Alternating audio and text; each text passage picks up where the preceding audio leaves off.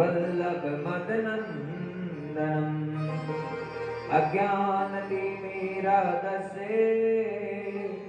ज्ञानाञ्जनशलाकया चक्षुरुन्मीलितं येन तस्मै श्रीगुरुवे नमः। नमामि हृदयाशेषे लीलाशिराधिक्षायणे लक्ष्मी सहस्रलीलाभिः सेवे मालं कलानिधि चलिललित कमल कोटि नवनीले अंबरधारिणी शशिवंद वंज विलोचनी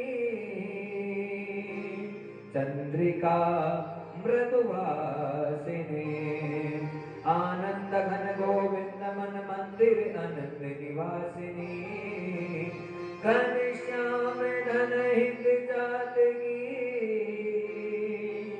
घनश्याम धन हित मनोहरी जय जय श्री राधे जय जय श्री राधे जय जय श्री राधे श्याम।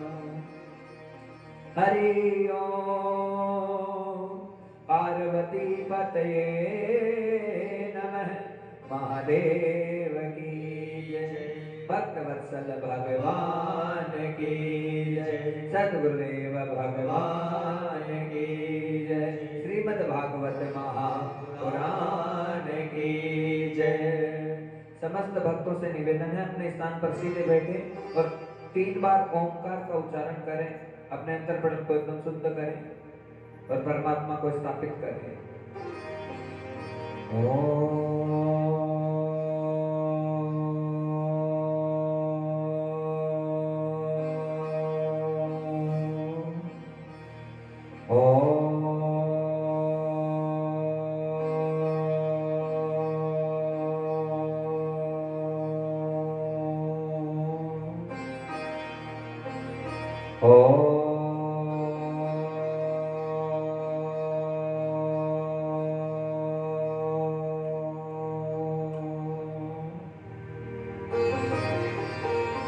तुम कण कण में समाये हुए और प्रभु तुम में जगत समाया है। तिनका हो या पर्वत हो यह सभी तुम्हारी माया है। इस जग में सब प्राणी के प्रभु जीवन किया धारा हो। नमस्कार भगवान तुम्हें भक्तों का बारंबार हो। नमस्कार भगवान तुम्हें भक्तों का बारंबार हो। नमस्कार भगवान तुम्हें भक्तों का बारंबार हो। नमस्कार भगवान तुम्हें भक्तों का बारंबार हो।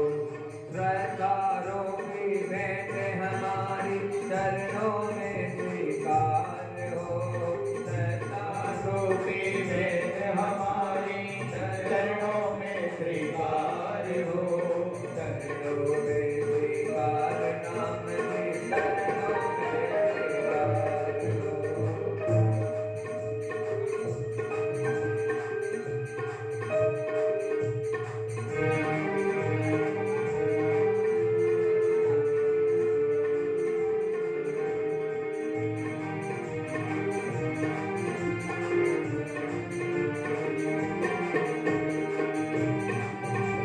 जय हो।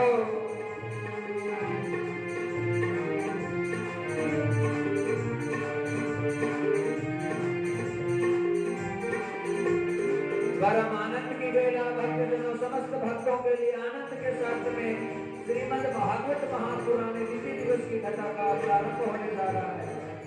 परमात्मा की अद्भुत कृपा और भगवान से विनती करेंगे गोविंद अब हमारे हृदय पटल पर आकर अवलंबित हो और द्वितीय दिवस की जो कथा है हमें निर्विघ्न रूप से प्राप्त हो प्रदान हो।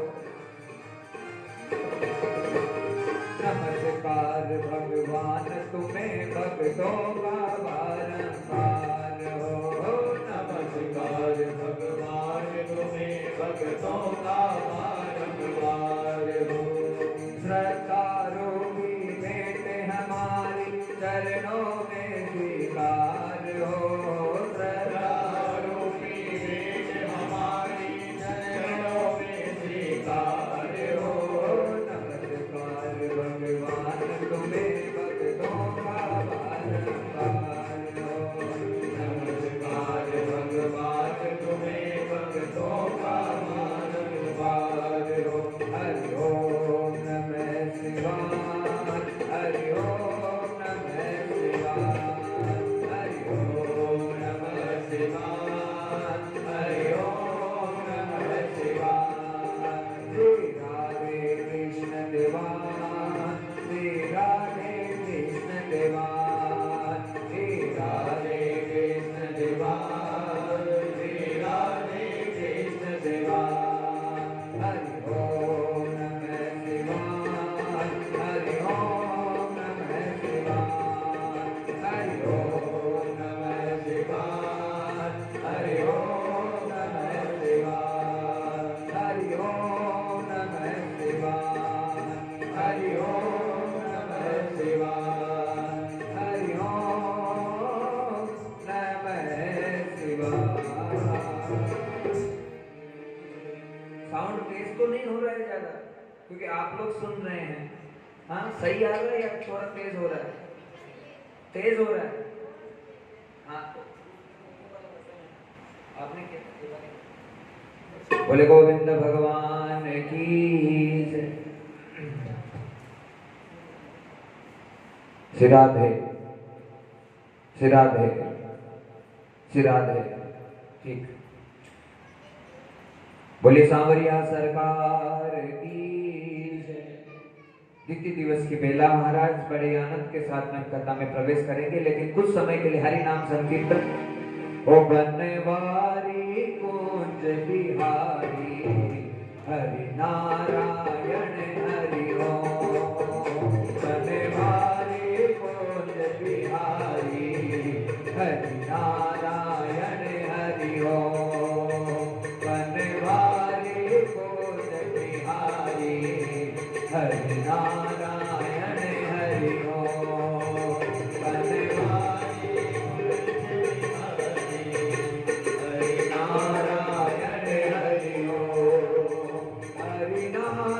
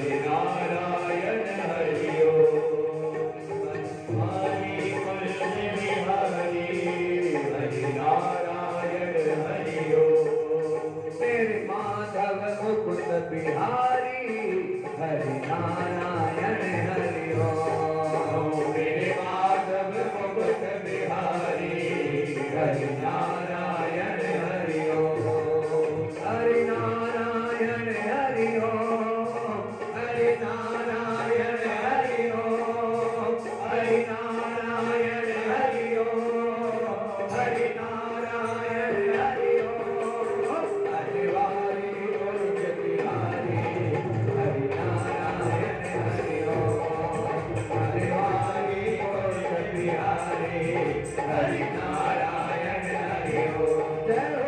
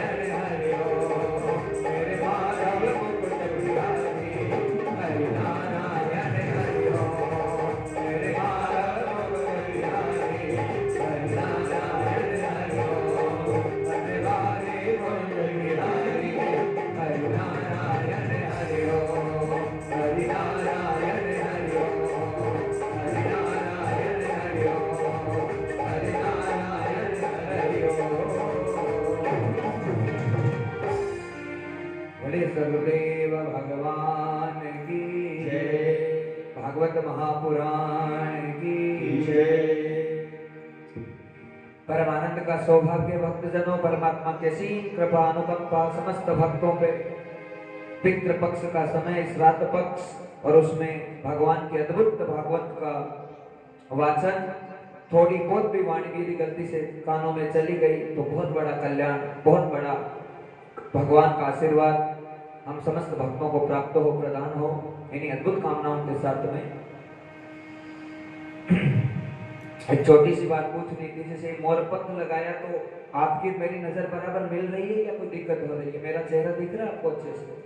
पूछना जरूरी है हमारा, क्योंकि मुझे कोई कॉपी किताब देखने की जरूरत नहीं पड़ती है। मुझे बस केवल आंख मिलाकर 4 घंटे आपसे बात करनी है, इसलिए आपका दिखना जरूरी है। बोले गोविंद भगवान की जय।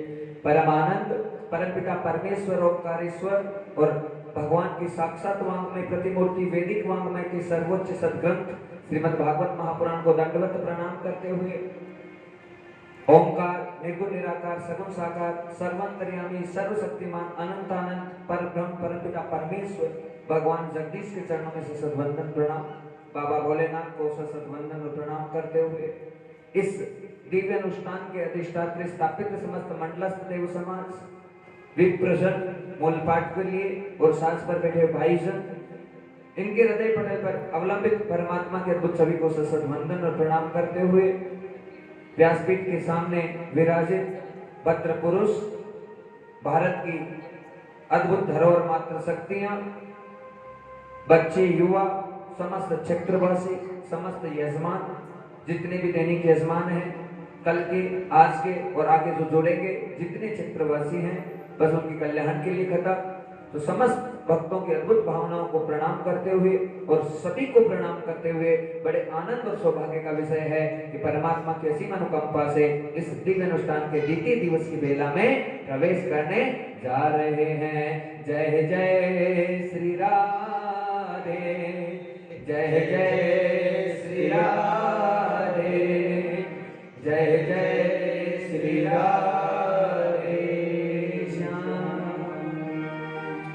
गुरु गूंगा गुरु बावरा गुरु के रहिए दास, गुरु गूंगा गुरु बावरा, गुरु के रहिए दास, गुरु जो मेरे नरक में तो स्वर्ग मिलन की आस, गुरु जो मेरे नरक में तो स्वर्ग मिलन की आस।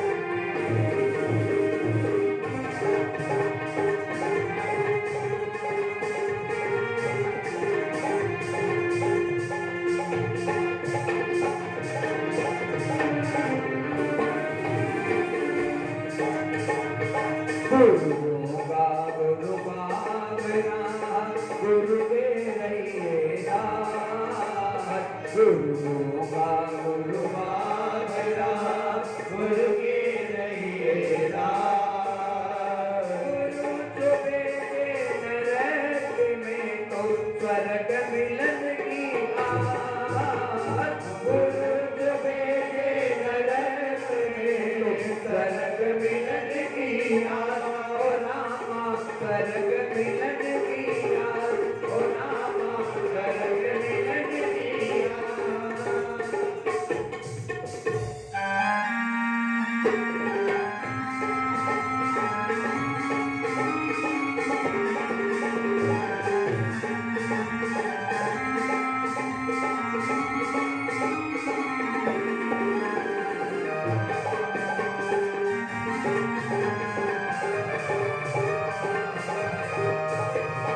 गुरु जो भेजे नरक में तो स्वर्ग मिलन की आस, गुरु जो भेजे नरक में स्वर्ग मिलन की आस, ओ रामा स्वर्ग मिलन की आस, ओ रामा स्वर्ग मिलन की आस।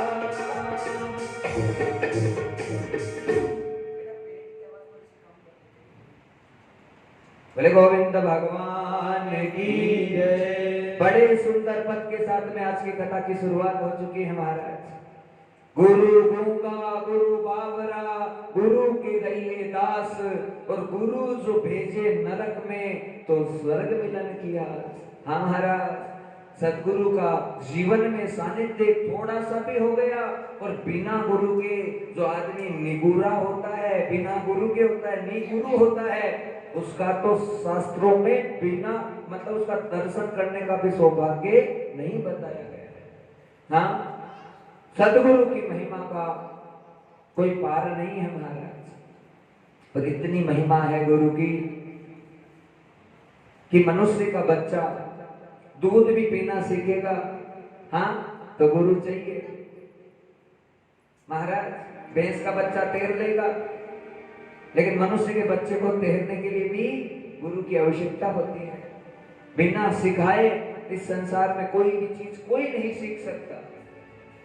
और सिखाने के लिए आध्यात्मिक रूप से कैसा गुरु होना जरूरी है, जो आपको परमात्मा तक पहुंचाए, आपके असली वाले रास्ते के लिए आपको हमेशा तत्पर करता रहे, आपकी आंखों को, आपके अंतर के अंतर पटल को हमेशा झकझोरता रहे, खोलता रहे उसे, और बताता रहे कि भैया तुम्हारा रास्ता वो है, जहां से तुम आए हो वहीं तुम्हें जाना है। ये सांसारिक प्रपंच, ये माया, ये थोड़े दिनों की है, थोड़े दिन जो भोग विलास, जो आनंद करना कर लीजिए, वापस परमात्मा के पास जाना है।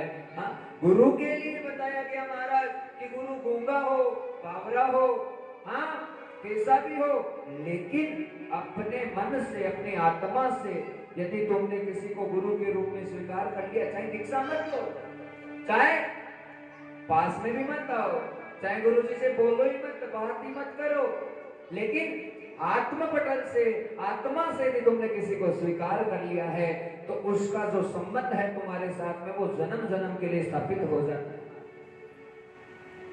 मुझे थोड़ा डिस्टर्बेंस हो रहा है इससे।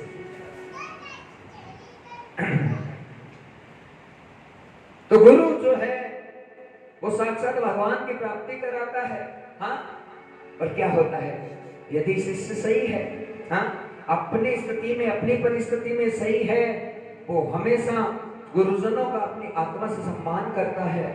चाहे बोलो मत, बतलाओ मत, आओ मत, जाओ मत, कुछ मत करो, आत्मिक रूप से यदि सदगुरु को आप अपना मानते हैं, हाँ, चाहे गुरु के मन में पाप आ जाए, कपट आ जाए, क्रोध आ जाए, हाँ, गलत चीजें आ जाए, और तुम्हारी भावना एकदम पवित्र है, अनंत आनंद वाली है, तो भी तुम्हें साक्षात भगवान की प्राप्ति हो जाएगी।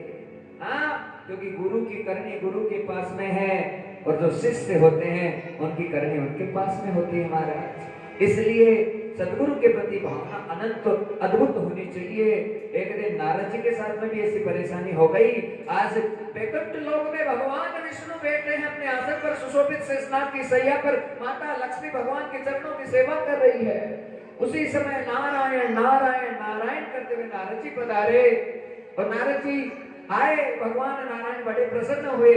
घर में कोई भी मित्र आए, कोई रिलेशन वाला आए, रिश्तेदार आए, कोई हमारा जो भी संबंधी है वो आए, वो महाराज घर पे आया हुआ अतिथि है, वो भगवान के बराबर होता है। आज भगवान नारायण ने नारद जी को बड़ा सम्मान दिया, बैठाया, नारद आइए, बैठे, और नारद जी से कई प्रकार की बात की। बातचीत होने के बाद नारद जी जाने लगे, तो नारद जी बाहर की तरफ गए, तभी भगवान नारायण ने कहा लक्ष्मी को, ये लक्ष्मी थोड़ा सा गाय का गोबर लेके आ। कहा प्रभु गोबर का क्या करोगे? कहा देख जहां पे नारद बैठा था ना, वहां पे वापस आंगन को लेपित करके इसे शुद्ध करेंगे। नारद जी के बाहर ही गए थे, ये बातें सुन ली उन्होंने, और उनके टेंशन हो गया कि मैं इतना पापी कहां से हो गया। सारे दिन भगवान का नाम लेता हूँ, सारे दिन भजन करता हूँ, आज प्रभु के द्वार पे आया, लेकिन मेरे जाने के बाद में गोबर से इस आंगन को लेपित करने का प्रश्न कहां से आ गया। नारद जी से रहा नहीं गया, वापस भगवान नारायण के पास आ गए और आकर प्रश्न कर दिया, प्रभु मुझसे कोई पाप हो गया, कोई गलती हो गई प्रभु? हाँ, मेरे जाने के बाद में जहां मैं बैठा था उस स्थान को आपने गोबर से लेपित करने का आग्रह क्यों किया? भगवान ने कहा नारद, इसका एक ही कारण है, वो ये है कि आज तक तुम्हें कोई गुरु नहीं मिला। हाँ, और जिसके जीवन में गुरु नहीं है, ये बात एकदम सत्य है महाराज। आयु हमारी निकल जाती है 60-70, लेकिन यदि हम कहीं से दीक्षा नहीं लेते तो अधूरे रहते हैं जीवन में। हमें आध्यात्मिक रूप से कभी कोई सफलता नहीं मिल सकती।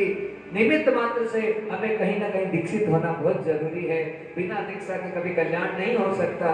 वो गुरु ही होगा, चाहे वो कैसा ही है, लेकिन तुम्हारी भावना उसके प्रति सच्ची हो गई, अद्भुत हो गई, तो वो गुरु तुम्हें पार लगा देगा। कहा नारद, तुम निर्गुरु हो, मतलब तुम्हें आज तक कोई गुरु नहीं मिला, और ऐसे आदमी का तो दर्शन करने का भी धर्मशास्त्र नहीं बताते, और तुम हमारे स्थान पे आए तो नारद माफ करना, मुझे ऐसा करना पड़ा। तो नारद जी ने कहा प्रभु आपने बात तो एकदम सही कही, लेकिन मैं क्या करूं प्रभु, मुझे आज तक कोई गुरु मिला ही नहीं। हे नारायण, आप मेरा मार्ग प्रशस्त कर दो। तो भगवान ने कहा नारद, तू यहाँ से जा, तुझे जो पहला आदमी मिले उसे गुरु बना ले। लो महाराज, नारद जी निकल गए और निकले, आगे चले तो एक तालाब था, वहां पे एक मछुआरा मछलियां पकड़ रहा था, बस उसके दर्शन हो गए। अब उसके दर्शन हुए तो नारद जी तो सोच रहे थे पता नहीं कोई ब्राह्मण मिलेगा, कोई संत मिलेगा, कोई महात्मा मिलेगा, लेकिन भगवान ने तो यही कहा था कि जिसके पहले दर्शन हम उसे गुरु बना लेना। उसी समय जो नारद जी थे उनके मन में द्वंद आ गया। द्वंद ये आया कि प्रभु ने बोला था जो मिले उसे गुरु बनाओ, इस मछुआरे को गुरु बना के मुझे क्या मिलेगा, मुझे तो कुछ प्राप्त नहीं होगा इससे। प्रश्न हो गए उसके मन में। वापस नारायण के पास गए नारद जी और जाकर कहा प्रभु मैं गया यहाँ से, पहला जो मुझे मिला मछुआरा मिला प्रभु, उससे मुझको क्या सीखने को मिलेगा, वो मेरा क्या गुरु बनेगा?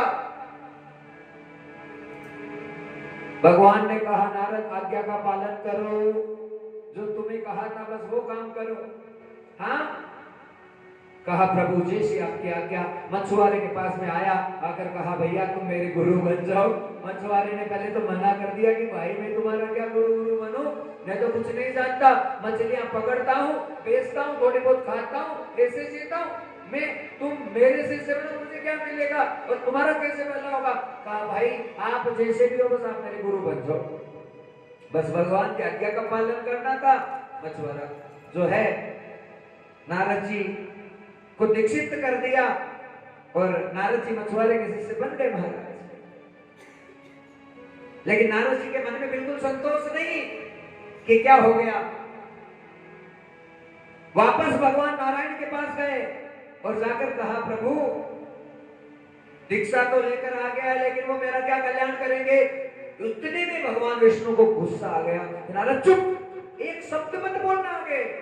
अरे तू जिससे दीक्षित होकर आया है और जो जिसको तुमने गुरु का पद दे दिया उसकी इतनी सी भी निंदा यदि तुमने कर ली, अब समझ ले तुम्हें गुरु निंदा का पाप लग गया। जा नारद मैं तुझे श्राप देता हूं कि 84 की योनियों में तू भटकता रहे। इतनी सी बात कही थी कि वो मेरा क्या, हाँ, और दीक्षा लेकर आए थे, असंतोष हुआ गुरु से, और इतना सा होने के बाद में विष्णु जी ने सीधा श्राप दे दिया कि 84 की योनि में जा।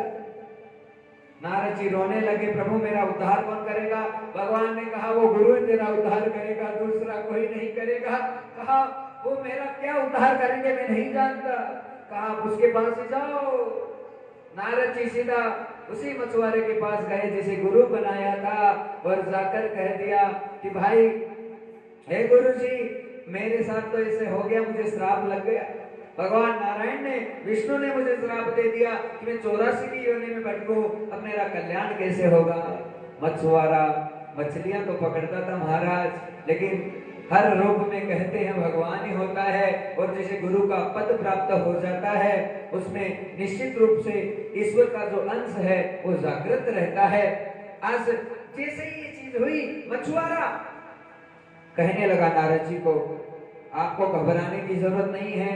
कहा कैसे कल्याण होगा, तो कहा 84 योनियों में भटकने का श्राप दिया है ना, हाँ, तो एक काम करो, जो 84 जीवात्माएं हैं और हर स्वरूप किसका है, भगवान का है, तो 84 मूर्तियां बनाओ भगवान की, हाँ, अलग अलग अलग अलग स्वरूप, कोई मछली का स्वरूप दे दिया, कोई बगुले का स्वरूप दे दिया, अलग अलग अलग अलग स्वरूप दे दिया और उसे भगवत स्वरूप भी दिया सबको। देखे नारद जी को कहा कि सबके चक्कर लगा दो, सबके परिक्रमा लगा दो, भाई सब जगह भटकना है तुमको। तो 84 जो मूर्तियां बनाई थी अलग अलग, उसके सबके चक्कर लगवा दिया महाराज। लगा के उस गुरु जी ने कहा, उस मछुआरे ने कहा कि अब जाओ नारायण के पास में और जाकर कहना कि मैं 84 का चक्कर लगा के आया हूं। नारद जी गए और जाकर नारायण को कहा कि प्रभु मैं पूरी 84 की जो योनि थी उसके चक्कर लगा के आया हूं। भगवान विष्णु आंख बंद करके सारा दृश्य देखने लगे और कहने लगे कि हे नारद देख, वो मछुआरा ही था जिसे तुमने गुरु बनाया था, लेकिन उसकी बुद्धि और उसका विवेक इस प्रकार से जागृत था कि उसने 84 मूर्तियों को बनाकर मेरे हर स्वरूप में सब जीवात्माओं को स्थापित करके, सब योनियों को स्थापित करके तुझे आज 84 के चक्कर से उस गुरु ने ही मुक्त कर दिया है। हाँ, और नारद जी के सामने भगवान विष्णु कहने लगे कि गुरु के ऊपर कभी भी संदेह नहीं करना, कि बस जो तुमने भी अपने दिल से मान लिया, गुरु गूंगा गुरु बावरा गुरु के रहिए दास। और महाराज यदि गुरु नरक में भी भेजेगा तुम्हारी भावना अद्भुत रहेगी तो तुम्हें साक्षात स्वर्ग की प्राप्ति होगी। बोले सद्गुरुदेव भगवान की जय। बस इसी भावना से हमें अद्भुत तरीके के साथ में हमेशा गुरुजनों पर विश्वास रखें और सद्गुरु के प्रति हमारी भावनाएं अद्भुत रहे। और बार बार कथा यही कहती है, सद्गुरु किसी शरीर का नाम नहीं होता, हाँ, वो गुरु तत्व है। जब तक गुरु तत्व आपके हृदय में स्थापित नहीं होगा तब तक आत्मा में परमात्मा कभी नहीं आ सकते। इसलिए बड़े आनंद के साथ में आज के पहले भजन से हम शुरुआत कर रहे हैं महाराज, और एक सुंदर प्रसंग सुनाया और इसके साथ में बड़ा अद्भुत एक छोटा सा भजन है, उससे फिर हम आगे बढ़ते हैं। ओ भर लाई गगरिया राम रस की, भर लाई गगरिया राम रस की, भर लाई गगरिया राम रस की, भर लाई गगरिया राम रस की। सत्संग से कल्याण होगा, गुरु चरणों में बैठ के जो ये कलश लेकर आई हो तुम कल परसों, इसमें क्या लाई हो? अपने पितरों के लिए जल लेकर आई हो। गुरु जी से बराबर मंत्रों से विमंत्रित कर रहा है, इसे पूरी ताकत सौंप रहा है। 7 दिनों में ये जल साक्षात गंगा जी के जल के समान आनंदित हो जाएगा, और यही जल अपने पितरों को तर्पित करेंगे, सबका कल्याण करेंगे। इसलिए बड़े भाव से गाइए गुरु जी के साथ। ओ भर लाई गगरिया राम रस की, भर लाई गगरिया राम रस की, राम रस की गोविंद रस की, राम रस की गोविंद रस की, राम रस की गोविंद रस की, राम रस की गोविंद रस की, भर लाई गगरिया राम रस की, भर लाई गगरिया राम रस की। जय हो।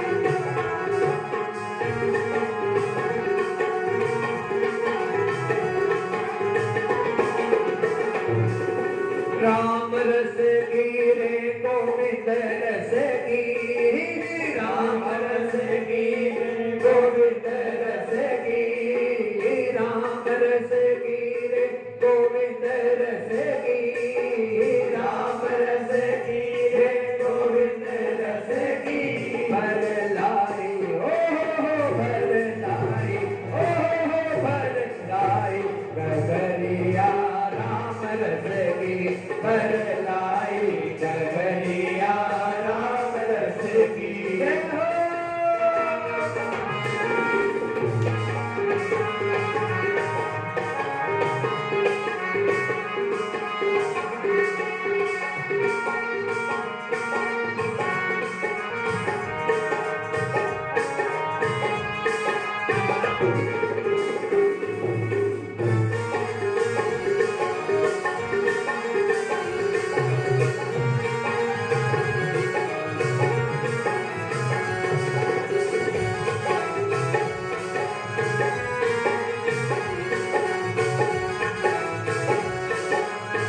और ये राम रस कौन पी रहा है? ब्रह्मा पी पिए रे विष्णु पी पिए, ब्रह्मा पी पिए रे विष्णु पी पिए, ब्रह्मा पी पिए रे विष्णु पी पिए, ब्रह्मा पी पिए रे विष्णु पी पिए, शंकर जी तो पीवे लगाए चुस्की, शंकर जी तो पीवे लगाए चुस्की, शंकर जी तो पीवे लगाए चुस्की, शंकर जी तो पीवे लगाए चुस्की, भर लाई ओ भर लाई गगरिया राम रस की, भर लाई गगरिया राम रस की, राम रस की रे गोविंद रस की,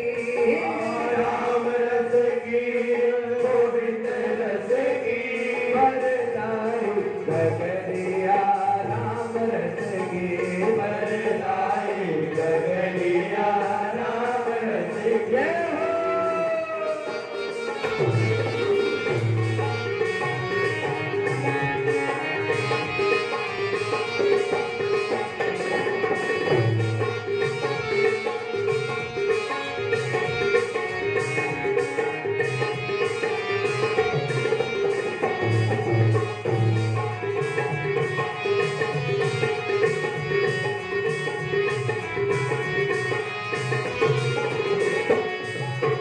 लक्ष्मी बीती वे सावित्री बीती वे लक्ष्मी बीती वे सावित्री बीती वे लक्ष्मी बीती वे सावित्री बीती वे लक्ष्मी बीती वे सावित्री बीती वे पार्वती की वे लगाए चुस्की पार्वती की वे लगाए चुस्की पार्वती की वे लगाए चुस्की पार्वती की वे लगाए चुस्की बर जाए गगरिया राम रस गिरे बर जाए गगरिया राम रस गिरे गोविंद रस गिरे राम रस गिरे गोविंद रस गिरे बर जाए गगरिया राम रस गिरे बर जाए गगरिया राम रस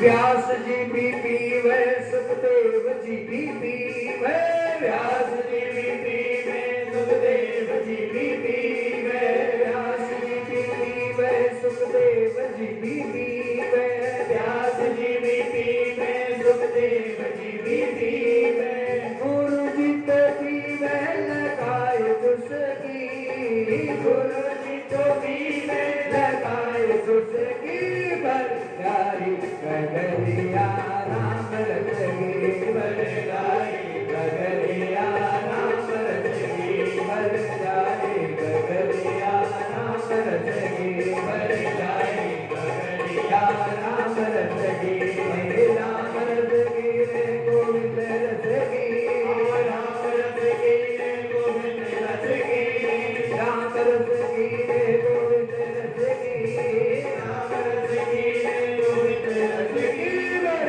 जाए गगरिया राम रस गिरे बर जाए गगरिया राम रस गिरे बर जाए गगरिया राम रस गिरे बर जाए गगरिया राम रस गिरे बर जाए गगरिया राम रस गिरे बर जाए गगरिया राम रस गिरे बोले सतगुरुदेव भगवान की जय।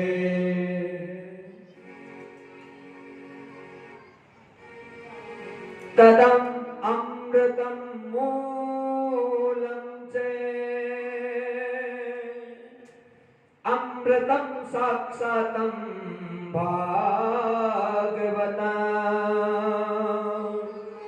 नित्यं नित्यं पीबतं यथा तं भद्रमासिते।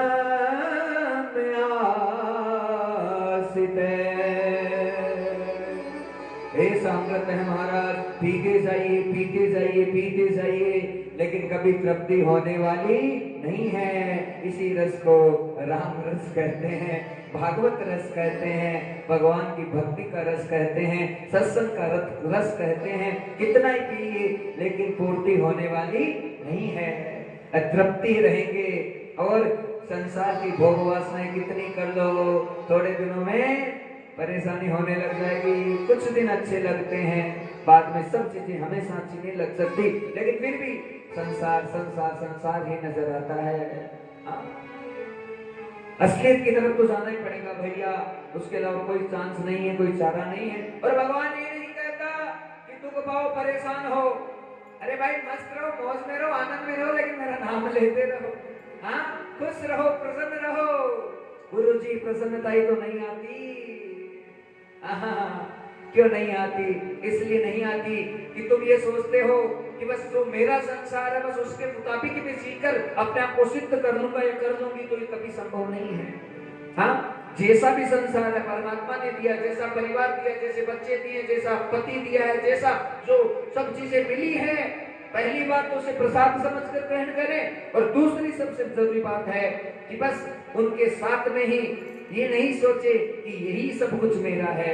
हाँ, ये तो थोड़े दिनों की माया है भैया, असली स्वरूप भगवान का है। बस परमात्मा से इन सबका कल्याण होगा, भजन से ही कल्याण होगा। संसार करें लेकिन त्याग पूर्वक करें, हाँ भोग करें, खाएं पिए आनंद करें, लेकिन उसमें आसक्त होना सबसे बड़ी परेशानी हो जाती है। हाँ, मकड़ी बाहर रहती है तब तक तो सही है, लेकिन अपना खुद का जाला बुनती है, और बुनते बुनते बुनते बुनते उसमें इस प्रकार से उलझ जाती है महाराज कि फिर निकलना मुश्किल हो जाता है। हाँ, बरसात खूब हो गई, छोटे छोटे कीड़े आते हैं, रात के समय लाइट जलाते हैं तो उस प्रकाश में वो ऐसे आसक्त हो जाते हैं, ऐसे आसक्त हो जाते हैं कि उन्हें पता नहीं, ऐसे लगता है कि क्या आनंद हो रहा है, लेकिन वो प्रकाश से उनके बाद में प्राण ले लेता है। बोलो ना श्री राधे। कुत्ता होता है, हाँ, उसे कोई हड्डी मिल जाती है तो उसी हड्डी को चूसता है तो उसका तालू है छिल जाता है, उसका खुद का खून निकलता है, और खुद का खून उसका निकलता है, सूखी हड्डी चूस रहा है, उसे क्या मिलेगा, उसमें कुछ मिलेगा नहीं, लेकिन खुद का तालू छिल गया, फिर खुद का ही खून निकल रहा है, और उसे लगता है कि बड़ा स्वाद आ रहा है, बड़ा स्वाद आ रहा है। ऐसे ही हम आसक्त हो रहे हैं संसार में कि बड़ा स्वाद आ रहा है, बड़ा स्वाद आ रहा है, लेकिन स्वाद थोड़े समय का है, क्योंकि मैं नहीं कह रहा। हाँ, भागवत कह रही है, नारद जी का कल अद्भुत प्रसंग हमने सुना। नारद जी परेशान थे, कहाँ गए? बद्रिकाश्रम की तरफ गए। तुम साधना कर रहे हो, भजन कर रहे हो, जप कर रहे हो, तप कर रहे हो, हाँ, सबके प्रति अच्छी भावना है, अच्छे विचार हैं, अच्छी सोच है, भगवान को खूब मानते हो, तीर्थ स्थानों पर खूब चले गए, लेकिन फिर भी यदि शांति नहीं आ रही है तो एक बार हिमालय की तरफ जरूर जाकर आए। बोले गोविंद भगवान की। हाँ, बद्रिकाश्रम की तरफ जो अद्भुत आनंद है वो घटाए हैं, वहां पे 5 दिन 7 दिन 10 दिन जाकर भी भजन हो जाते हैं तो आत्मा बड़ी पवित्र हो जाती है। नारद जी इसी सोच को सिद्ध करने के लिए उधर गए और सनकादिक ऋषि मिले। नारद जी पूरे संसार को छोड़कर गए, कल बताया था कथा में, क्योंकि संत का कर्तव्य यही है कि सबकी सेवा करें, सबके आंसू पहुंचे। नारद जी अपने आप को असमर्थ समझे तो निकल गए। सनकादिक ऋषियों ने रोका, कहा भागवत का पारायण करो, आपका पिता ब्रह्मा उदास है वो भी ठीक हो जाएगा, और दूसरा ये जो परेशानी हो रही है कि आप वृंदावन भी गए जहां भगवती महारानी के जो पुत्र हैं, ज्ञान और विवेक जो कि अचेतन पड़े हैं, नारद जी चिंता मत करो, कथा का श्रवण करो, और कथा श्रवण करने से आपका कल्याण होगा। लेकिन बिल्कुल विश्वास नहीं हुआ, और महाराज नहीं होता है, किसी के भी नहीं होता। अरे महाराज, कथा बता सुनने से क्या होता है? आप अच्छे से समझ लीजिए इस बात को, जो भी होगा कथा से ही होगा, कथा के अलावा और कोई चीज कल्याण नहीं करेगी, क्योंकि कलयुग का जो समय है इसमें तो केवल हरि का भजन है, उसका जितना श्रवण करेंगे उससे पाप खत्म होगा।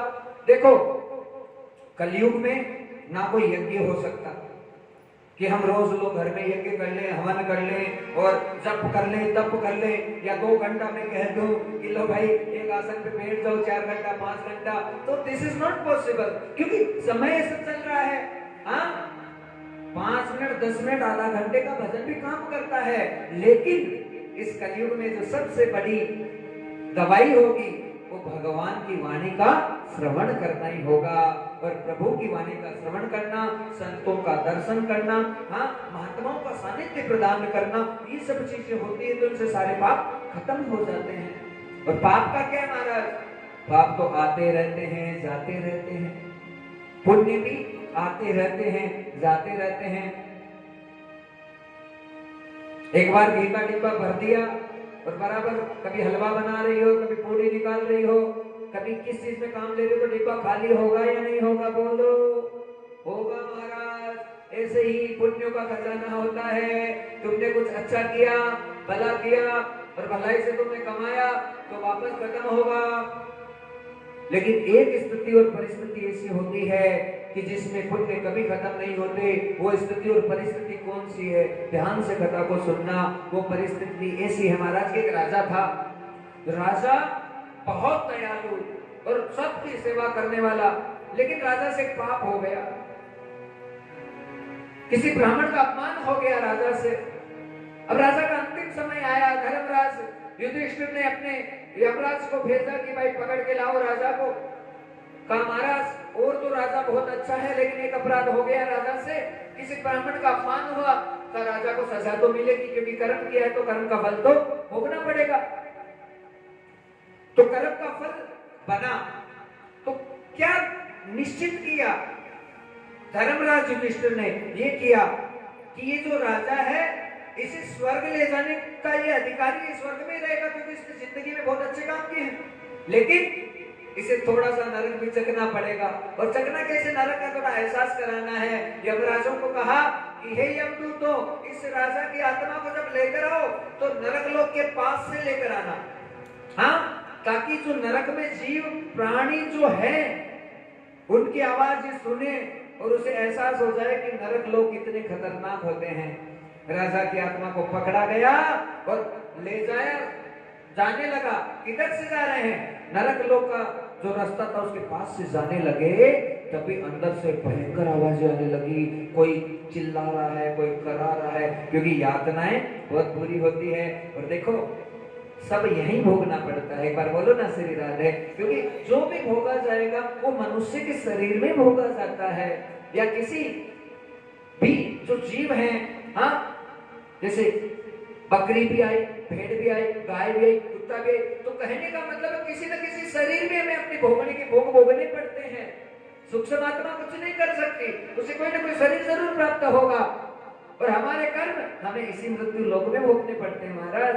तो यहाँ पर जो राजा थे उसकी आत्मा जा रही थी और सब लोग चिल्लाने लगे। अंदर से आवाज आ रही थी बहुत डरावनी।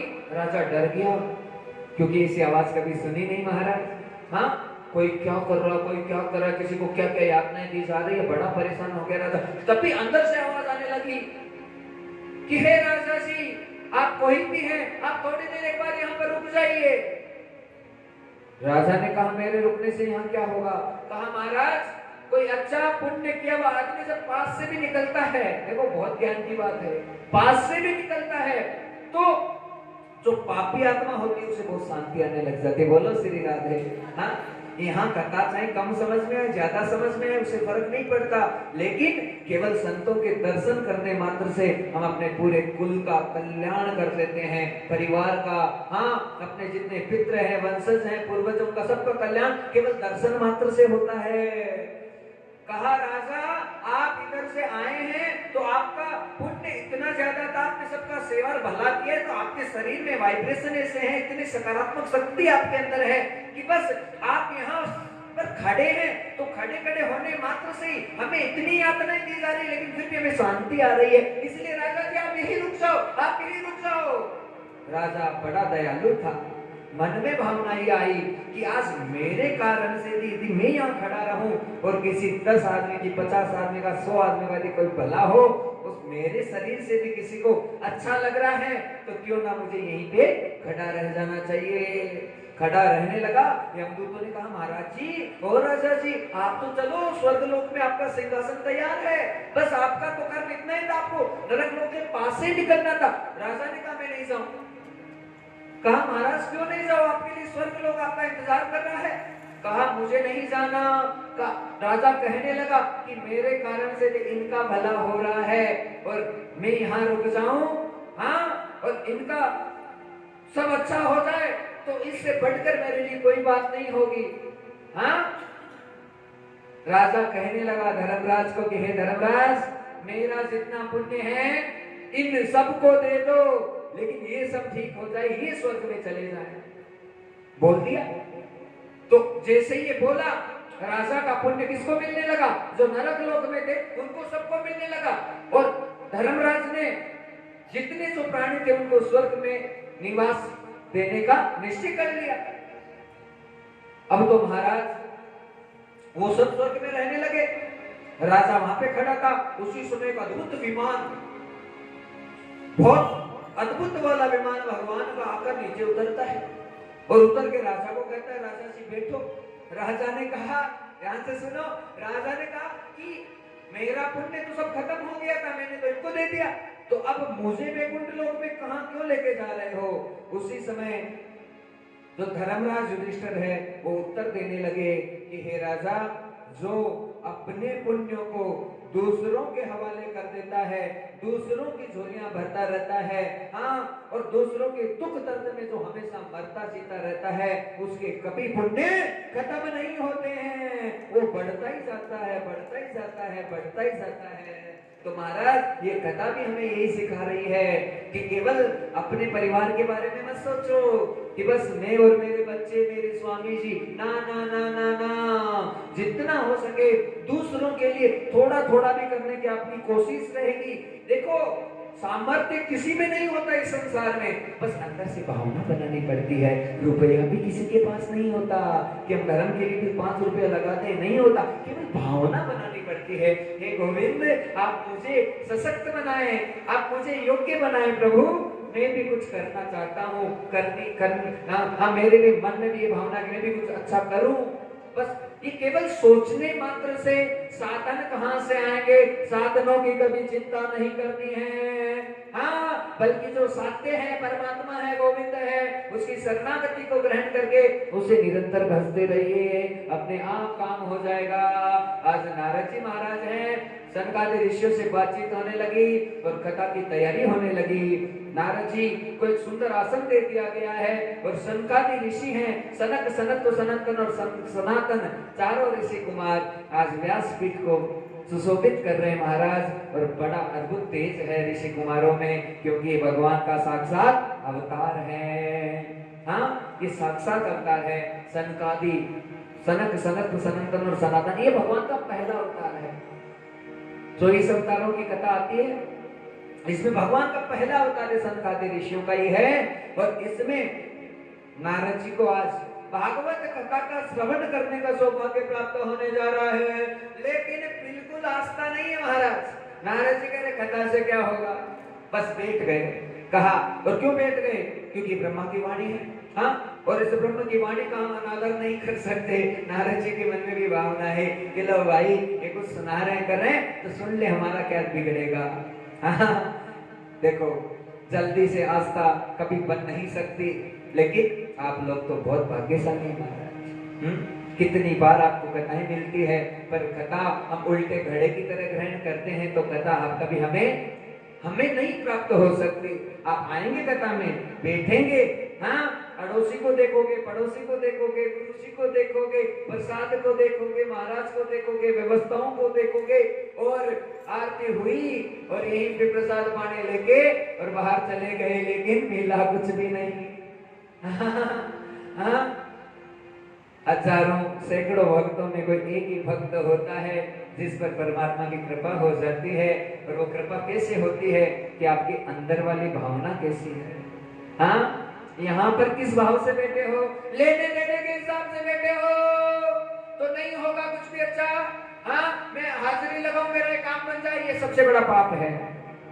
ये कभी नहीं सोचे मैं हाजिरी लगाऊं, मेरा काम बन जाए, ना ना ना, हमें तो बस प्रभु के चरणों की सेवा करनी है। हमें जितना भी समय मिले, जितना टाइम मिले, हे प्रभु, हे नारायण, वो गृहस्थ भी किसका है? तेरा है। हाँ, ये परिवार भी दिया, तुमने दिया है प्रभु, जैसे हैं तुम्हारे हैं, जितना समय हमें मिले बस हम आने के लिए तत्पर हैं, आपकी सेवा करें, लेकिन आपसे मुझे कुछ नहीं चाहिए। भावना होनी जरूरी है हमारा। नारद जी बस बैठ गए और मन में विचार कर रहे हैं कि कथा से क्या होगा। कहने लगे ऋषि कुमार, भाग्योदेन बहुजन्म समर्जितेन सत्संगं च लभते पुरुषो सदावे अज्ञान हेतु कृत मोहमदान्धकारं नासं विद्यायै ततो जयते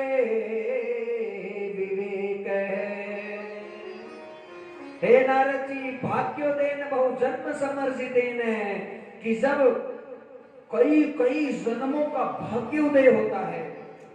ये बात बहुत महत्वपूर्ण है महाराज। हमारे जो भी शास्त्र कहते हैं एकदम डंगे की चोट पे कहते हैं, और वो यही कह रहे हैं कि जीवन में सब मिल जाता है, लेकिन सत्संग की प्राप्ति बहुत जन्मों का जब पुण्य उदय होता है, बहुत बहुत जन्मों का भाग्य उदय होता है, तब जाके गुरुवाणी हमारे अंतर पटल पर हाँ आकर कुछ काम करने लग जाती है। बाकी घर यही है, गुरुजी यही है, ये परिवार सब यही है, लेकिन महाराज इतनी सी दूरी होने के कारण, केवल 10 मीटर की, 20 मीटर की, 50, 100 मीटर, 200, 500 मीटर की दूरी होने के बावजूद भी जब तक परमात्मा की कृपा नहीं होगी तब तक आकर सत्संग के पंडाल में नहीं बैठ सकते। हाँ, नहीं बैठ सकते महाराज। कितना ही वासनाओं से भरा हुआ आदमी हो, हाँ, और जो वासनाओं से भर जाता है उसका चित्त कभी स्थिर नहीं रहता। कभी 2 मिनट कदम में बैठेगा, 2 मिनट घर पे भागेगा, 2 मिनट बाजार में भागेगा, 2 मिनट इधर भागेगा, वो भागेगा, इधर इधर, बस टोलता रहेगा वो। ये क्या हो गया? ये प्रेत हो गया। बोलो ना श्री राधे। ये प्रेत बन गया महाराज, जिसका चित्त स्थिर नहीं है। मैं ये करूं, वो करूं, यहाँ करूं, वहां जाऊं। जो ज्यादा नाच रहा है वो प्रेत हो गया, और इस प्रेत को ठीक करेगा तो उसका रामबाण केवल और केवल भागवत है, और कोई नहीं महाराज। हाँ, यही प्रेत योनि होती है, और इसी प्रेत योनि से भगवान मुक्त करते हैं। जब हम कथा में बैठकर थोड़ा सा भी सत्संग ग्रहण कर लेते हैं तो अंदर के पाप हल्के होने लग जाते हैं। हाँ, कथा में बैठकर चिंतन कैसा है, बस ये सबसे जरूरी चीज है। शाम की याद आ रही है, कटी बनानी है, दाल बनानी है, हाँ, वो छाती कुटा कितनी बजे आएगा, मैं कितनी देर तक बैठूंगी। और कई कई माताएं तो चाय कितनी रसीली है कि चाय माता तू बड़ी रतन देखे ही जीवा, और नशा की जरूरत को नहीं, मीठी हुआ तो पीवा। महाराज 3:30 बज गई, बस अब तो चाय चाहिए। तो जो चिंतन होगा उस चिंतन के मुताबिक फायदा होता है। और यहाँ बैठकर यदि परमात्मा का चिंतन थोड़ा थोड़ा थोड़ा थोड़ा थोड़ा थोड़ा भी बढ़ेगा तो उससे सारे पाप खत्म होंगे, और जैसे जैसे पाप खत्म होंगे वैसे वैसे तुम्हारा चेहरा खिलने लग जाएगा, आनंद होने लग जाएगा। रोज सत्संग हो गया, जीवन महान हो जाता है। सनकादि ऋषियों ने कहा, भाग्योदयन बहुजन्म समर्जितेन सत्संगम चलते पुरुषो सदावे अज्ञान हेतु कृत मोह मदांतकारम नासम विद्या, यही तदोदयते विवेक है। कि जब सत्संग में बैठते हैं तो कब बैठते हैं कि जन्म जन्म के भाग्य उदय होते हैं, तब जाकर सत्संग में बैठते हैं। और सत्संग से क्या होता है, जितने पाप होते खत्म होते हैं और विवेक जागृत हो जाता है। हाँ, थोड़ी थोड़ी वाणी में जागृत हो गई, आपने कानों में चली गई। विवेक का क्या मतलब होता है? विवेक का मतलब यह है कि अपनी जिंदगी का प्रत्येक निर्णय लेने की काबिलियत तुम में खुद में आ जाए, किसी के भरोसे नहीं रहो कभी भी। और जो भी तुम्हारा निर्णय हो एकदम सटीक जाए। वो कब जाएगा कि जब तुम सत्संग में निरंतर और निरंतर प्रवाह से गोते लगाएंगे। सनकादि ऋषियों ने अगला श्लोक अद्भुत सुनाया महाराज। क्या सुनाया? आजन्म मात्रमपि सटेन किंचित विद्याय सुख शास्त्र कथा न पिता चांडाल वच खरवत्वत्तन्ते ननितः मिथ्या स्वजन्म जननी से दुख भागा। हे नारद जी, इधर नारद जी और इधर सोची महाराज 88,000 ऋषियों को कथा सुना रहे, दो से बातें चल रही महाराज। और वहां पे ये बात हो रही कि नारद जी आजन्म मात्रमपि सटेन किंचितम, कि जो जीवात्मा पूरी जिंदगी केवल खाना कमाना रोना धोना इधर उधर इसमें डोलती रहती है और कभी जाकर सत्संग के पंडाल में नहीं बैठती है, तो उसका जन्म तो केवल माँ को जो कि माँ के गर्भ में आकर वो जीवात्मा लड़की थी, केवल माँ को प्रसव पीड़ा देने के लिए उसका जन्म हुआ है। ऐसे को तो मर जाना चाहिए। बोलो श्री राधे। हाँ, जो सत्संग को प्राप्त नहीं करे, ग्रहण नहीं करे महाराज, उसका जीवन बेकार है। आप कितने नास्तिक हो जाओ, अरे क्या पड़ा है भगवान में, अरे क्या होता है, कितना ही कह दो कुछ भी, आना तो उसी रास्ते पे पड़ेगा एक न एक दिन, सही है गलत है, कुछ नहीं कर सकते महाराज, और कोई ऑप्शन नहीं है किसी चीज के लिए, क्योंकि परमात्मा ही सत्य है, भगवान ही सत्य है, उसके लिए और कोई सत्यता प्रतिपादित नहीं हो सकती। महाराज सकल भुवन मध्य निर्धनास्ते अपि धन्या निवसति हृदि तेषां श्री हरेर भक्ति रेखा। महाराज ये श्लोक ये कह रहा है कि सकल भुवन मध्य निर्धनास्ते अपि धन्या निवसति भक्ति हृदय रेखा।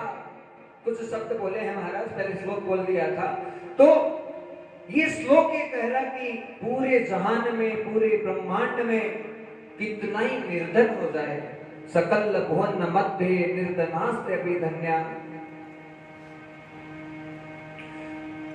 और जब निर्धन है, धन नहीं है, लेकिन गलती से यदि उसके मुख पर राम का नाम चालू हो गया, हाँ, तो पूरे संसार में उससे बढ़कर पवित्र आत्मा कोई हो नहीं सकती, क्योंकि सबसे बड़ा जो नाम है वो भगवान का नाम है। प्रभु के नाम से कितने पापी हो, सब पापी रहते हैं महाराज, पाप सबसे होते रहते हैं, कोई नहीं कर सकता कि लो मैं इतना बड़ा हो गया, ये हो गया, वो हो गया, कोई पवित्र नहीं है संसार में। राम भी आएगा मनुष्य के शरीर में, तो उसे भी वो सब भोगने के भोग भोगने पड़ेंगे। कृष्ण आएगा तो उसे भी वो सब चीजें होगी, चाहे साक्षात ब्रह्म उतर गया तो उसे भी मनुष्य के शरीर में है तो सब चीजें करनी पड़ेगी। लेकिन सकल भुवन मध्य निर्धनास्ते अपि धन्या निवसते रति तेषां श्री हरेर भक्ति रेखा। भगवान ये कहते हैं कि कितना ही निर्धन हो, धन मत हो, लेकिन यदि उसके हृदय में मेरा निवास हो गया और उसका भजन लगातार है, तो इस संसार में उससे बड़ी पवित्र आत्मा कोई भी नहीं हो सकती है। नारद जी को ऐसी बातें सनकादिक ऋषि बताने लगे, फिर भी उबासी आ रही है, अभी आनंद नहीं होने लगा नारद जी के।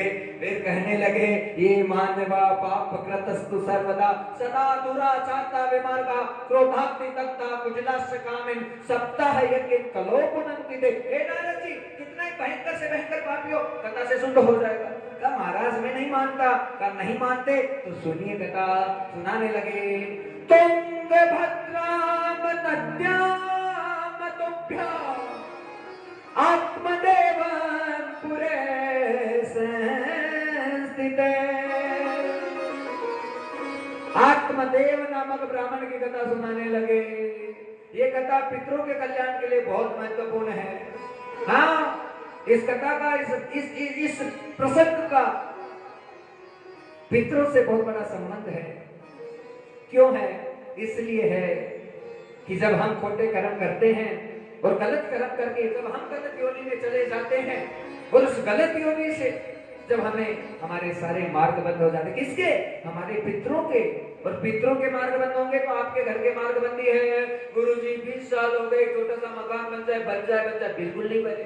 गुरुजी आदमी की नौकरी अच्छी लग जाए, बहुत सोचते नहीं लग रही। हाँ गुरुजी ये काम बन जाए, बनते रह जाए, पितरों का दोष है।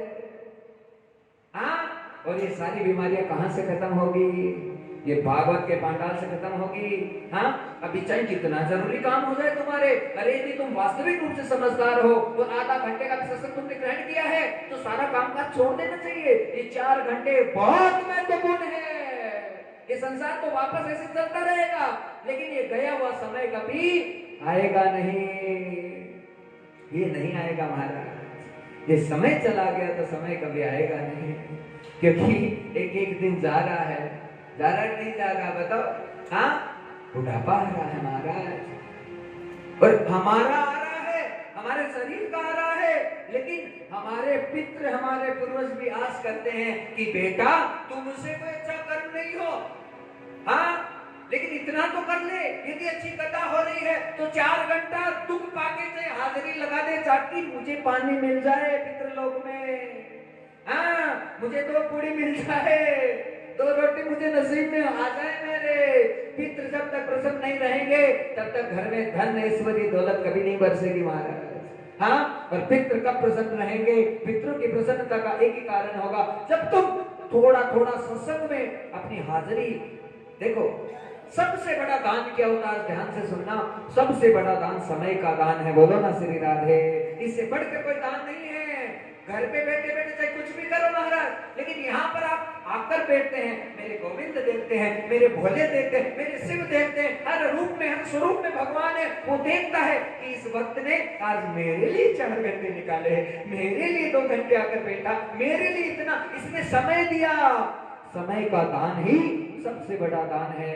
ये चढ़ाना करना ये सब बस भगवान को रिझाने का तरीका है, लेकिन भगवान रिझेगा तो उसके सामने बैठकर जब तुम याचना करोगे, हाँ, आंखों में आंसू बरसते रहेंगे और दिल में बस ये कामना रहेगी, प्रभु तू मेरा कल्याण कर। हाँ, तो उसी से कल्याण होगा, क्योंकि भगवान की भक्ति कहते किसे हैं? बताओ ना गुरुजी, आप ही बता दो तो सुन लो। आंखों से बरसते हैं आंसू और अधरों पर मुस्कान रहे। एक संत का जीवन ऐसा ही होता है महाराज, खुद अंदर अंदर घुसता रहेगा, मरता रहेगा, लेकिन दुनिया के सामने हमेशा सबको, क्योंकि जो हंसाता है उसके जीवन में खूब खुशियां रहती, कोई कमी नहीं रहती किसी चीज की। आंखों से बरसते हैं आंसू और अधरों पर मुस्कान रहे। एक संग में रोने गाने को भगवान की भक्ति कहते हैं। एक संग में रोने गाने को भगवान की भक्ति कहते हैं। भगवान की भक्ति कहते हैं, मेरे राम की भक्ति कहते हैं। भगवान की भक्ति कहते हैं, मेरे राम की भक्ति कहते हैं। बस जीते ही मर जाने को भगवान की भक्ति कहते हैं। बस जीते ही मर जाने को भगवान की भक्ति कहते हैं। गुरु जी मरने की कौन सी बात हो गई? मरना एक सबसे बड़ी सच्चाई है, लेकिन जीवित जिसने मार दिया अपने अहंकार को, अपने क्रोध को, अपनी तृष्णा को, अपने काम को, वो धर्म धुरंधर बनकर प्रकट हो जाता है।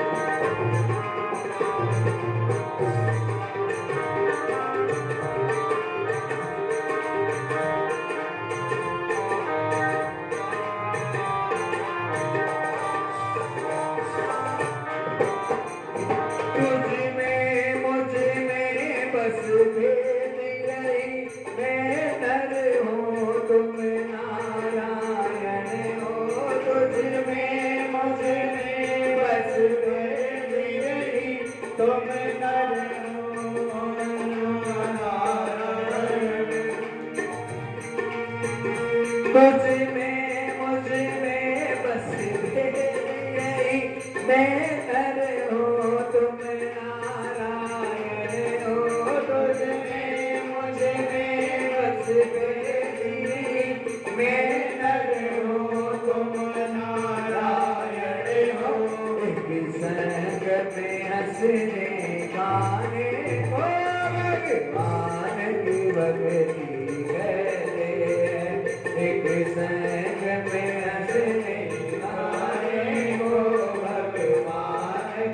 तुम्हारी भक्ति कहते हैं, भगवान की भक्ति कहते हैं, मेरे राम की भक्ति कहते हैं, भगवान की भक्ति कहते हैं, मेरे राम की भक्ति कहते हैं, भगवान की भक्ति कहते हैं, बस जीते ही मर जाने को भगवान की भक्ति कहते हैं, बस जीते ही मर जाने को भगवान की भक्ति कहते हैं, बस जीते ही मर जाने को भगवान की भक्ति कहते हैं, बस जीते ही मर जाने को भगवान की भक्ति कहते हैं। बोले सदगुरुदेव भगवान की जय। तुम्हारा बस भक्ति का मतलब ये नहीं है कि केवल राम राम राम राम, अरे तुम्हारे अंदर की भावनाएं क्या है, कितना प्रेम है तुम में, हाँ कितना क्या सोच रखते हो किसके प्रति, परमात्मा के प्रति जो कहाँ है, तुम्हारे आत्मा में है। खुद से प्यार करना ही भगवान की सबसे बड़ी भक्ति है, बोलो ना श्री राधे। हाँ, क्योंकि खुद से प्यारा कोई होता नहीं है और शरीर नहीं है, हम शरीर में है ही नहीं।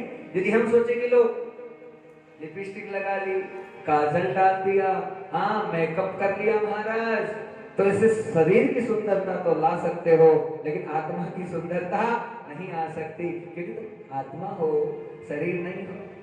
हाँ, कितना ही लगा लो, पीला लगा दो, लाल लगा लो, सफेद लगा लो।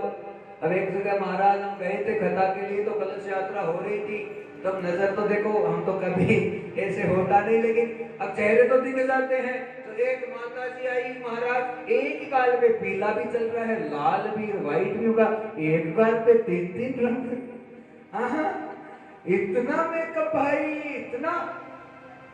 अब देखो, और कलश यात्रा थोड़ी लंबी चली, घूम घाम के आई, पसीने में तर हुई के रुमाल घुमाई के सारा उतर गया। बोलो श्री राधे। ये नकली था। ये वाला कभी नहीं चलेगा, कितना ही लगा लो, इससे कल्याण नहीं होगा। अंदर से कितना पवित्र रहते हो, बस यही सबसे जरूरी चीज है। ब्राह्मण की कथा सुनाने लगे, पितरों के लिए बड़ी महत्वपूर्ण कथा है महाराज। हमारा तरण ही पितरों का तरण है, और हमारा तरण कब होगा, जब हम हाजिरी लगाएंगे, बैठेंगे। अभी हमारे परिवार का कोई सदस्य बीमार हो जाए, डॉक्टर साहब कहते हैं कि भाई बाहर बेंच पे बैठ के 5 घंटा इंतजार करो, करना पड़ता है कि नहीं पड़ता है, बोलो ना। हाँ, और भगवान के दरबार में हम सब गोविंद के नुमाइंदे हैं, उनके दरबार में हम सब याचक बनकर ही आते हैं, क्योंकि कहीं ना कहीं हमें कुछ न कुछ तो चाहिए। सही है गलत है, बोलो। कहीं ना कहीं हमें जरूरत है उन सब चीजों की, भी संसार महान परमात्मा के आशीर्वाद से ही होगा, गुरुजनों के आशीर्वाद से ही होगा। ऐसे चाहे कितना ही कर लो, महानता नहीं हो सकती, लेकिन हमें समय का दान करना पड़ेगा। हाँ, और व्यासपीठ सबसे बड़ी ऑडिट का जो है क्षेत्र होता है, यहाँ पर जो व्यास होता है, जितने भक्त सामने बैठे उनकी ऑडिट ही चलती है महाराज, कि 7 दिनों तक तुम्हारे क्या भाव बन रहे हैं। और कोई मतलब नहीं है तुम चाहे हरी साड़ी पहन के आओ, लाल साड़ी पहन के आओ, क्या पहन के आओ और क्या लगा के आओ, उससे मतलब नहीं, लेकिन यहाँ बैठे बैठे गुरुजी से तुम्हारे नेत्र कितने मिल रहे हैं और क्या क्या भावनाएं तुम्हारी जागृत हो रही है, उससे तुम्हें सारा फल प्रदान हो जाएगा। उसी चीज से प्राप्त होगा, और कोई चीज नहीं है जो कल्याण कर सकती है। आत्मदेव पुरे तस्मिन् सर्ववेद विशारदा श्रोतेस माते सुनिष्णातो द्वितीय भास्कर है।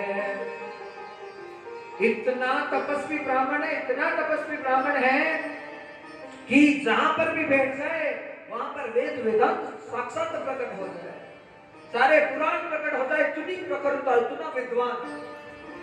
लेकिन विद्वता कितनी हो महाराज, विद्वता को कितने धारण कर ले, पर मन में यदि कुछ खोट कपट या तृष्णाएं ज्यादा बनी है तो विद्वता भी धीरे धीरे खत्म हो जाती है। हाँ, ब्राह्मण के साथ में भी ऐसा ही हो गया। पत्नी से विशेष लगाओ, और पत्नी से लगाओ खूब, पर खुद की आयु हो गई 60 साल और समय निकल गया सारा, पर संतान नहीं हुई। भगवान कृपा नहीं करते हैं तब तक कभी गोद किसी की भर नहीं सकती। बोलो श्री राधे। हाँ, प्रभु की कृपा से ही, प्रभु प्रसाद से ही सब चीजें बनती है महाराज। इतना बूढ़ा ब्राह्मण हो गया और इतना भजन करने वाला, भक्ति करने वाला। आज तो शंकर जी के मंदिर में गया, ठाकुर जी की पूजा करने लगा और पूजा करते करते उसके मन में गलत भावना आ गई। अरे भगवान, मैं तो सारे दिन तुम्हारी पूजा करूं, एहसान करके यदि हम भक्ति करेंगे तो भगवान उस भक्ति को कभी स्वीकार नहीं करेगा। हाँ, 10 दिन बहुत अच्छे से किया, 2 महीना अच्छा निकाला, 6 महीना अच्छा निकाला, और मुख से निकल गया मैं पूजा करता हूँ, मैं भक्ति करता हूँ, मैं भजन करता हूँ। जैसे ही ये मैं की भावना आई, तुम्हारे सारे पूजा पाठ खत्म हो जाते हैं। बोलो श्री राधे। अरे भाई, हमारी औकात नहीं है, औकात ये शब्द बोल रहे महाराज। हमारा कोई सामर्थ्य नहीं कि एक राम का नाम भी अपने मुख से निकाल दें। अरे वो तो उस दीन बंधु की कृपा है। हाँ, क्योंकि वो तुम्हारी आत्मा को देखता है, वो कुछ नहीं देखता तेरे शरीर को, और तुम्हारे आत्मा में जितनी पवित्रता है, हाँ, उसके मुताबिक वो तुम्हें भजन देगा। और भजन ही सबसे बड़ा धन होता है, उससे बढ़कर कोई धन नहीं होता। कल कितने सुंदर प्रसंग सुनाए थे महाराज। भजन से बढ़कर कोई धन नहीं है, यही सबसे बड़ा धन है। वैष्णव का परम धन श्रीमद् भागवत महाराज। वैष्णव किसी जाति का नाम नहीं होता। वैष्णव बना जाता है कर्म से, क्षत्रिय कर्म से बना जाता है, शूद्र कर्म से बना जाता है, वैश्य कर्म से बना जाता है। क्या कर्म है तुम्हारा, तुम क्या करते हो? और सोच और मान सकता है भगवान डेवलप करता है। तो जो ब्राह्मण है, इतनी पूजा करने वाला, शंकर जी के मंदिर में गया और जाकर कहने लगा कि हे प्रभु, तुम्हारी इतनी भजन किया, इतनी भक्ति की, इतना सब कुछ किया, धन दौलत तुमने खूब दिया, क्योंकि विद्वता थी खूब, जहां जाता पंडिताई दिखाता, खूब धन दौलत आता, रुपए पैसे की कोई कमी नहीं, लेकिन प्रभु मुझे संतान क्यों नहीं दी? आप तो मुझे संतान दो, मुझे संतान दो। एक बार बोलो ना श्री राधे। कितना ही मर के पच लो, हमारे भाग्य में कोई चीज लिखी होगी तो घर बैठे प्राप्त हो जाएगी। हाँ, और ऐसे चाहे पूरे ब्रह्मांड में चक्कर लगा के आ जाओ, लिखा हुआ नहीं होगा तो नहीं मिलेगा, नहीं मिलेगा, नहीं मिलेगा, चाहे कितना ही कुछ भी कर लो। हाँ, और हमारे भाग में होगा तो घर बैठे प्रकट हो जाएगा महाराज। कोई किसी चीज को बुलाने की आवश्यकता नहीं पड़ती। ब्राह्मण कहने लगा, महाराज संतान दो मुझे, मैं तो नहीं रहूं ऐसे। और भगवान है तो अपने हाल में मस्त है और हंस रहे उस ब्राह्मण को। रे ब्राह्मण, तू तो इतना वेद वेदांत को जानने वाला, इतने पुराणों का वाचन करने वाला, इतना सबको आनंदित कराने वाला, तुम्हारे में कहां से पाप प्रकट हो गया? हाँ, क्या संतान को मांगना पाप है? नहीं, संतान को मांगना तो पाप नहीं है, लेकिन हमारा जो रास्ता है कि हमें भगवत प्राप्ति तक बढ़ना है, और जो जिसको ज्ञान हो जाता है कि संतान से कभी सुख मिल नहीं सकता, और वो आदमी कहे कि मेरे बेटा हो जाए, बेटा हो जाए, बेटा हो जाए, तो ये बहुत बड़ी मूर्खता होती है।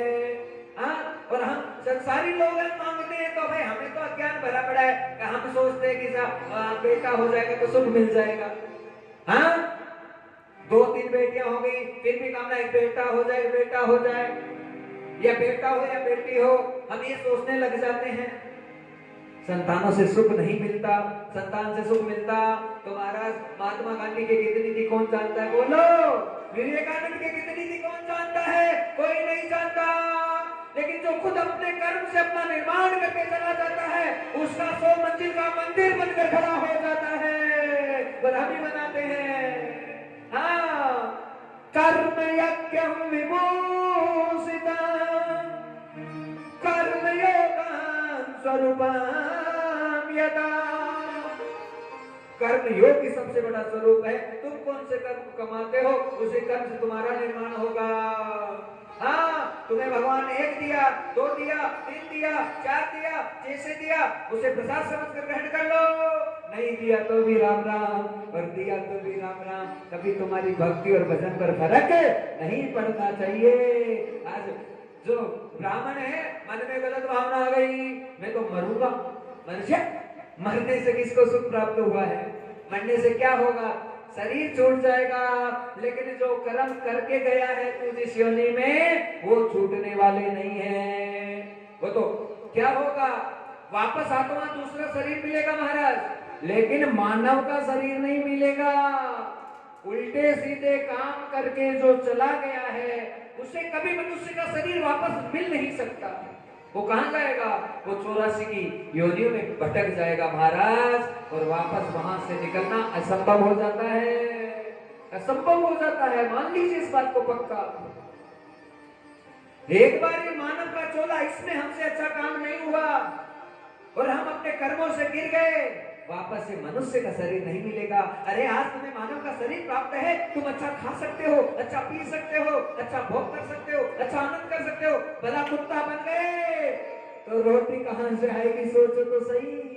हाँ, भेड़ की योनि में, भैंस की योनि में कहीं भी चले गए तो फिर क्या होगा? इसलिए कर्म नहीं बिगड़े, बस कर्म की महानता को बनाए रखे महाराज। ब्राह्मण के मन में आया मर जाऊं मर जाऊं मर जाऊं। माता जी, मरने से कभी कल्याण नहीं होगा। सनकादि ऋषि नारद जी को कथा सुना रहे हैं। कहे नारद जी, वो ब्राह्मण कहने लगे कि मैं तो मर जाऊं। हम भी, एक बार बोलो श्री राधे, हम भी इतने उदास हो जाते हैं कई बार। अरे इस जिंदगी से तो